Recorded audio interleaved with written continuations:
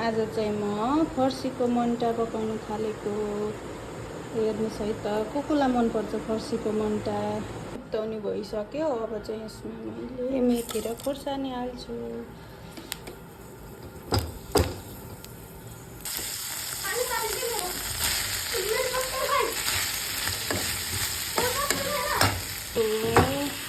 फर्सीको साग सबै हाल्नु।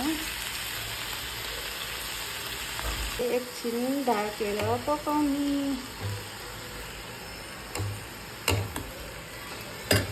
अब पानी सुक्ने बेलासम्म यत्तिकै छोडिदिने। ढाकेर पकाएको चाहिँ अलि मलाई मन पर्दैन। पानी सुक्नुसम्म यत्तिकै पकाएपछि यो खानालाई रेडी हुन्छ। पाकेर रेडी भयो। अब यसलाई ढाकेर राख्छु। ओके, बाइ गाइज, मेरो खाना पाक्यो। आज चाहिँ म फर्सीको मुन्टा पकाउन थालेको। हेर्नुहोस् है त, कुकुलाई मनपर्छ फर्सीको मुन्टा। तौनी भइसक्यो। अब चाहिँ यसमा मैले मेथी र खोर्सानी हाल्छु।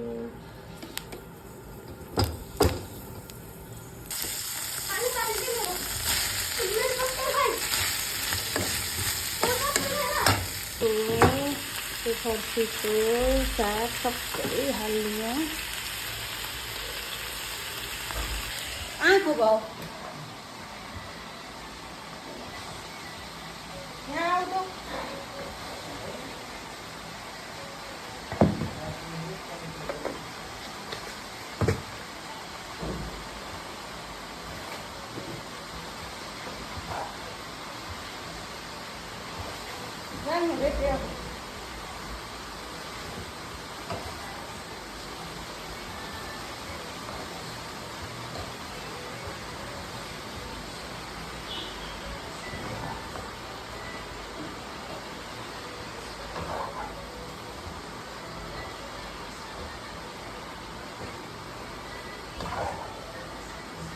आफैले फोन हान्नुको के ल?